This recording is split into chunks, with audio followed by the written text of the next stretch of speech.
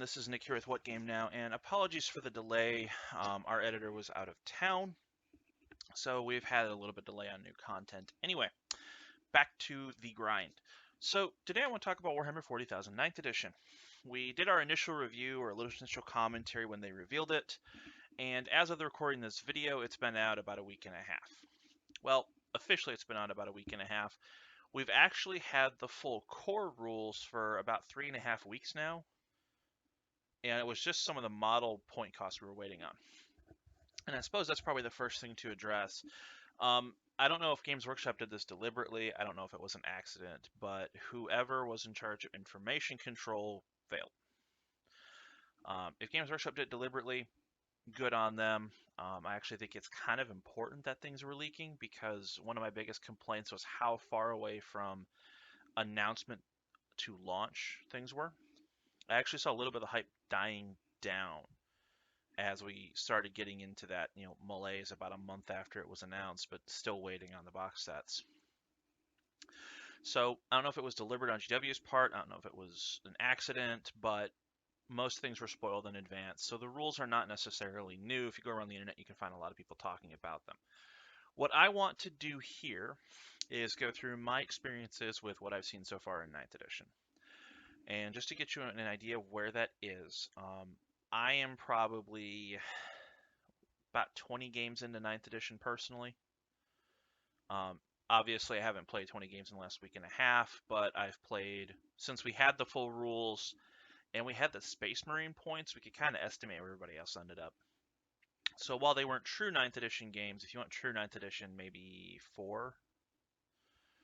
But we've had 9th edition S games. I've had about 20 of them. I'm also on various Facebook groups for things like tournament organizers, and I've seen secondhand commentary on probably about another 50 games. That's where I was hearing directly from somebody involved.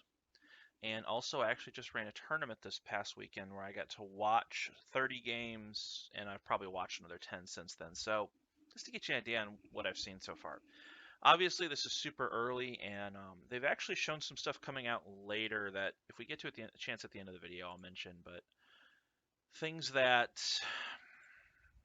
are very interesting and suggest that we're not getting the whole game right now, which is a good thing and a bad thing in my opinion.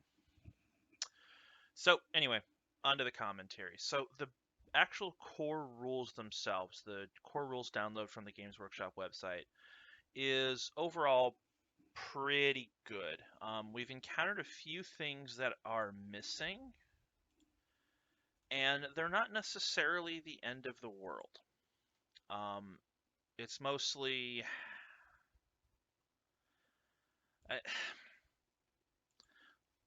a lot of the stuff we're seeing is, I think, not necessarily questions, but intent. So since we haven't had an FAQ yet, which is kind of surprising, I must say,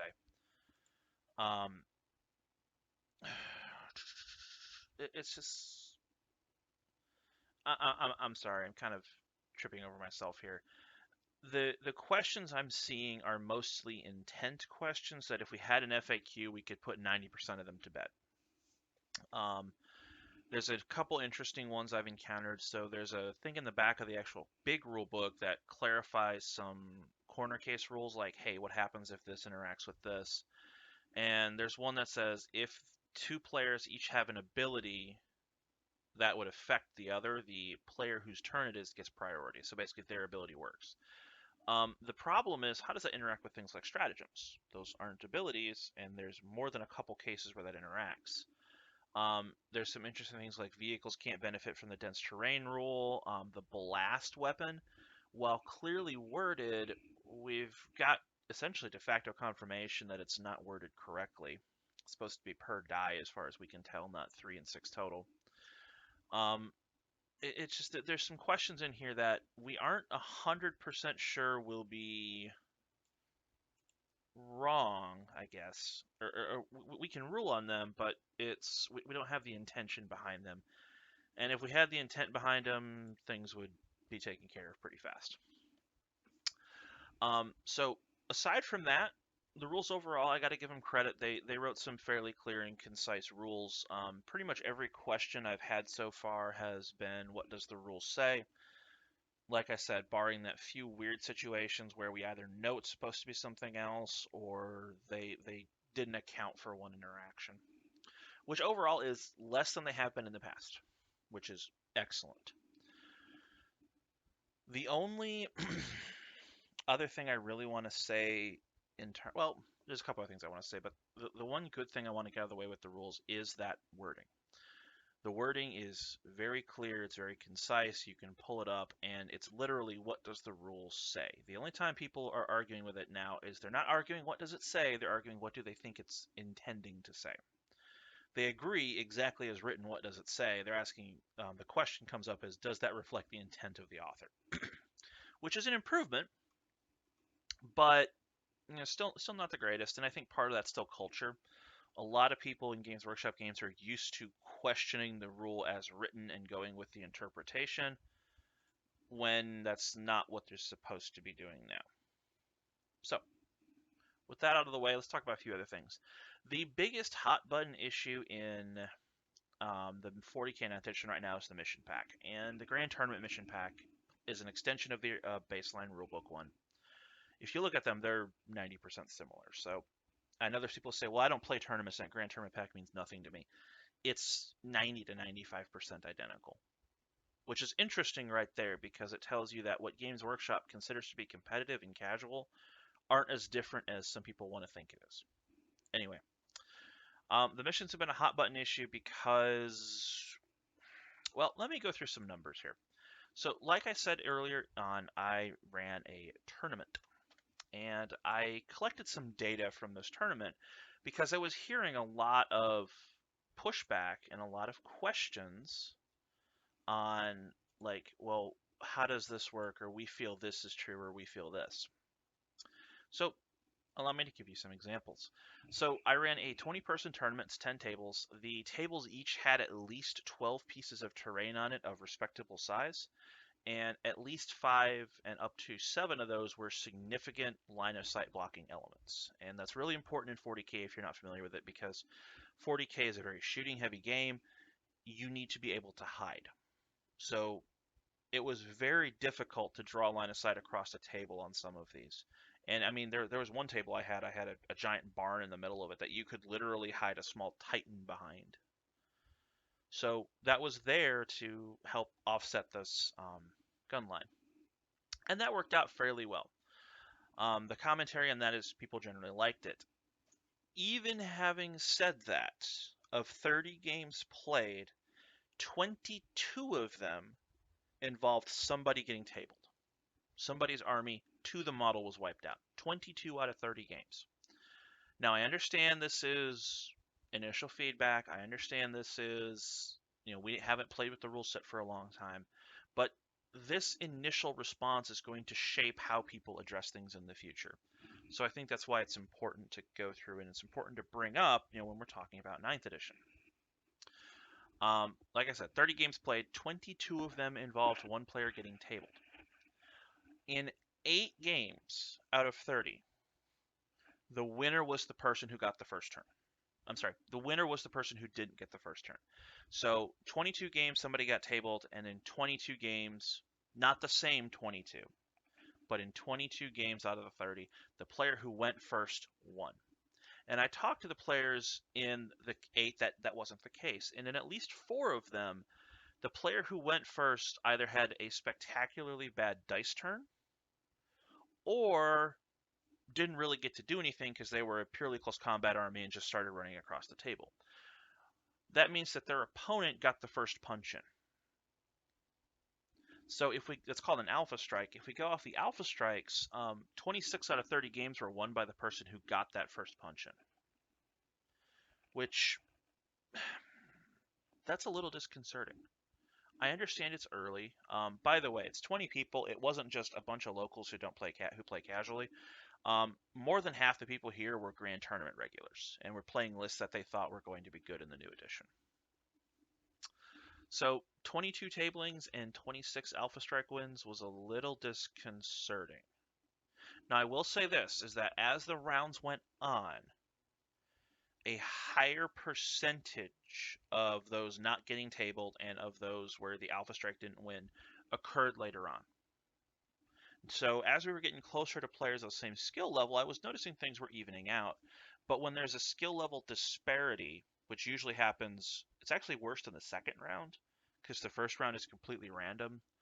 Um, we found very much that there was a lot of people just getting massacred. Um, while we're there, the shortest game I had was an hour and a half, and that's the game that actually went to a respectable length. I did have somebody get tabled at the start of the second turn, so I threw that one out. So that's good, hour and a half. And I only had 4 games on the entire weekend that didn't finish on time, and 3 of them involved the same new player. So really 1 out of 27 didn't finish on time, which is pretty good. I had 10 games end at the end of the 5th turn, which is the natural end of the game. 2 of those were tablings. The player who was going second tabled their opponent on the last turn, or some weird amalgamation of that. Overall, the winner was Tyranids, with Knights, Space Marines, and Orcs making up the rest of the top. And that's very interesting because those are not armies people would have expected to win. The Tyranid list in particular was very much that Tyranid player and the other Tyranid player, who actually both made it to the top table, were talking about it, and they said that they agreed that the Tyranid guy who won took a list that was very much not what you would expect, and that's encouraging. That suggests that there's more to this than what we're looking at right now. But the person who won is also somebody who doesn't play a lot of tournaments, which I thought was very interesting.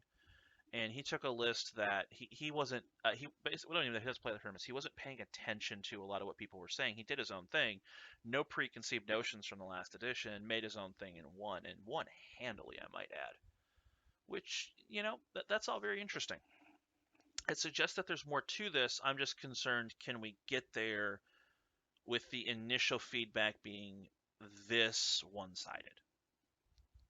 We're looking at the results here, and like I said, 22 tablings, 26 games where the person who got the Alpha Strike won. These numbers are so spectacularly lopsided that I wonder if we actually will ever get to that, finding out how the new edition works before Games Workshop will go through with a new mission pack or a new chapter approved and change things. So I worry. I worry, but I see the potential, but I worry.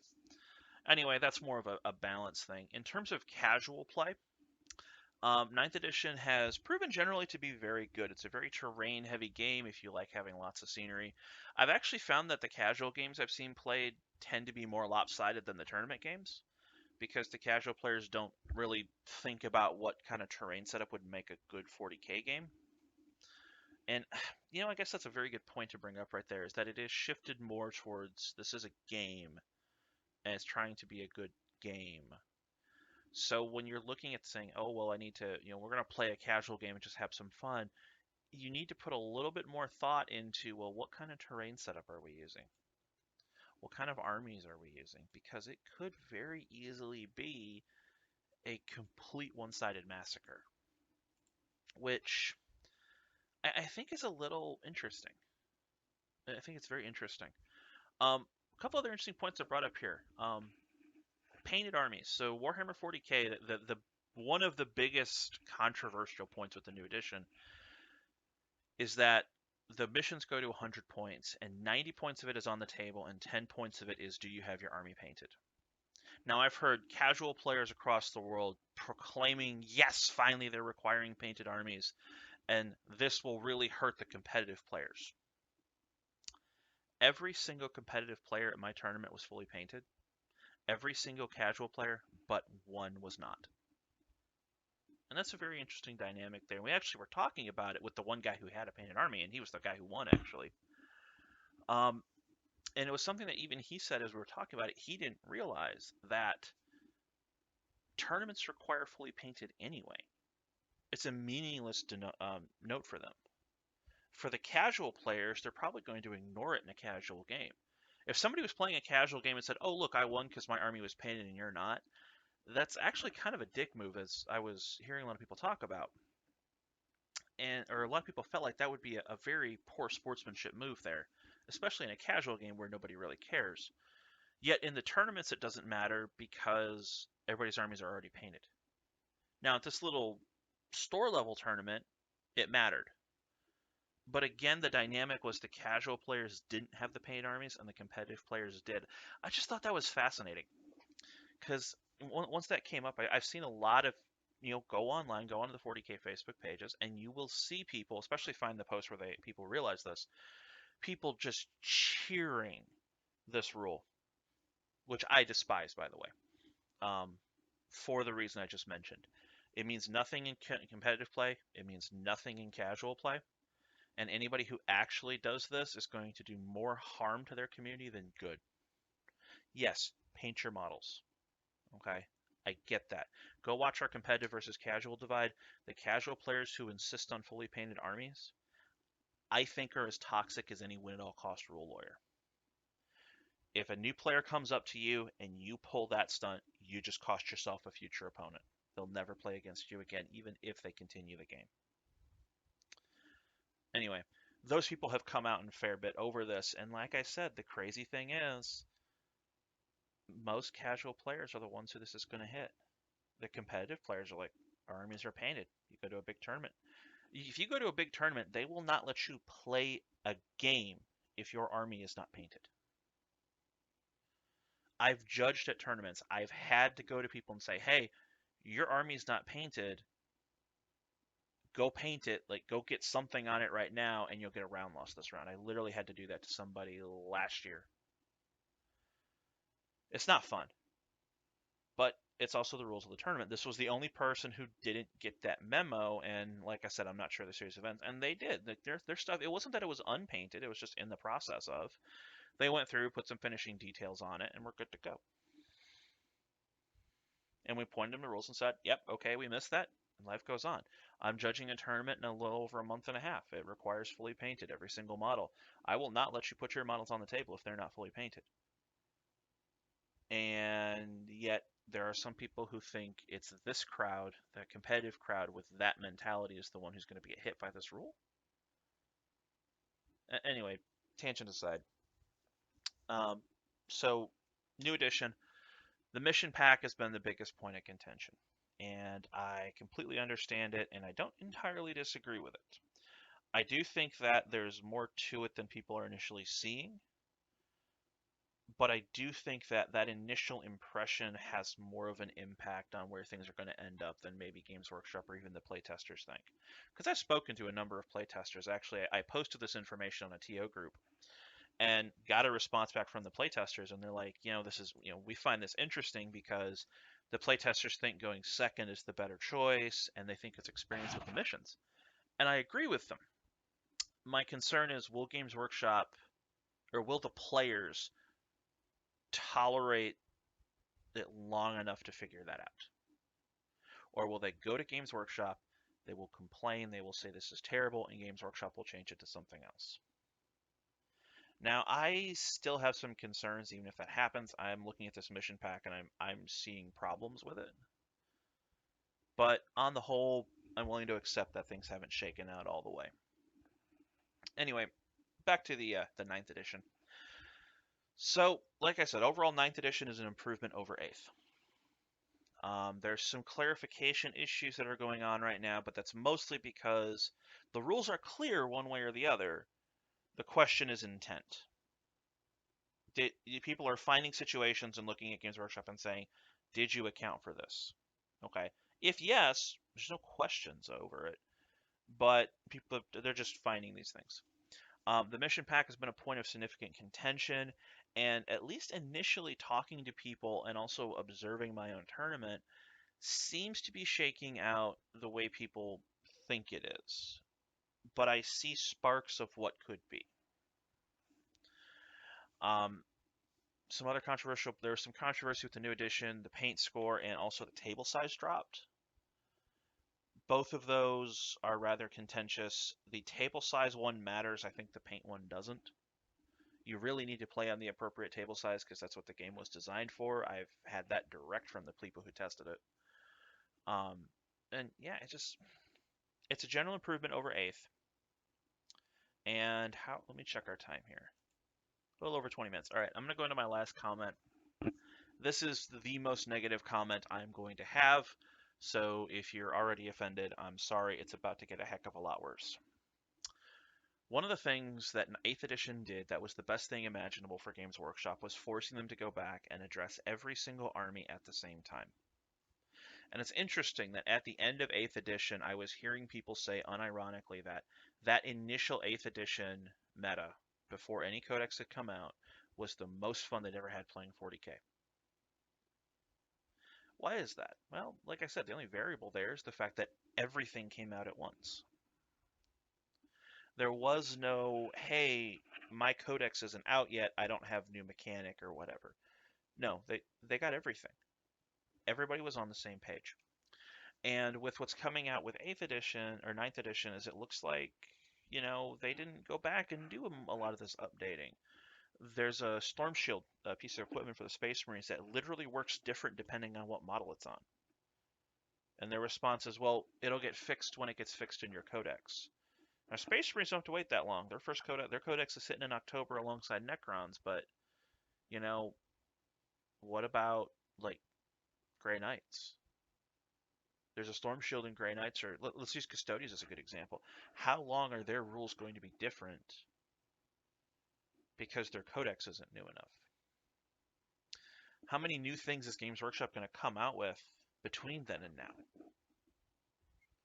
Space Marines and Necrons are first. By the time we get 7 or 8 codex waves into 9th edition, how many new mechanics will have come out that the Space Marines don't have? Or that the Necrons don't have? Will that hurt them? History says yes. Space Marines got doctrines very late in the 8th edition. And that was the most impactful change that Space Marines had ever had. Space Marines went from a middling army to all of a sudden winning everything. Now, granted, some other things happened to go with that, but, on the whole, there's very much a mechanics creep problem. And I think 9th edition, I'm very concerned about that. It was one of the biggest complaints people had about the older editions of 40k where, the transition from, say, 5th to 6th edition, there were still some armies using old codexes. I think 5th edition was the one where everybody finally got an updated book, and yet that's the one where you still had armies playing with 3rd edition codexes. I remember playing 5th edition with the 3rd edition Dark Eldar codex that was almost 20 years old. It was older than I was. And while I don't think it will be quite as bad, I'm very concerned that a lot of these issues are going to start arising again. We didn't have that with 8th edition because of the rewrite, but now they don't have to do a rewrite, and I'm very worried that these issues will start rearing their heads again. So, with that, I'm going to close off, guys. It's been Nick with What Game Now, talking about 9th edition. Quick TLDR, it's an improvement over 8th. There's some concerns. The biggest one I have right now is the wording on a lot of things is clear, but there's that intent question of, did GW actually mean it to work this way? If yes, that's fine. We know how it works. But does is that what they meant? And once they answer that, everything will be pretty good. Mission pack scares me, not because I think it's bad. I think it's subpar. I think there's room for improvement. But again, I think a lot of people's initial impressions are going to dominate how they treat it and prevent it from truly reaching its desired end state. Some of the controversial things about the new edition, table sizes, which I didn't really talk about, but they dropped the table size. And that table size, if you're curious, is it's in multiples of the boards that come in their kill team boxes. I don't have a problem with the drop in table size, except for the fact that 40k was already a little bit tight on spacing, and now it feels even tighter. The paint rule, I think, is actually irrelevant. It actually does more harm than good. And then finally, going forward, I have a concern that are we going to see a reversion back into what happened in 6th, 7th, and 5th edition, where armies are getting updated but are being left behind because of the timing of their updates? Hey, this is Dave. If you like what we're doing here at What Game Now, go ahead and click on one of the videos which should be on either side of me, or click right in the middle and go ahead and subscribe to the channel. Don't forget to hit the bell once you subscribe so that you know when we have new videos. Please go ahead and share us with your friends. Let everybody know that we're here. Thank you for watching, and thank you for all of our subscribers already. And we look forward to bringing you more content every chance that we get.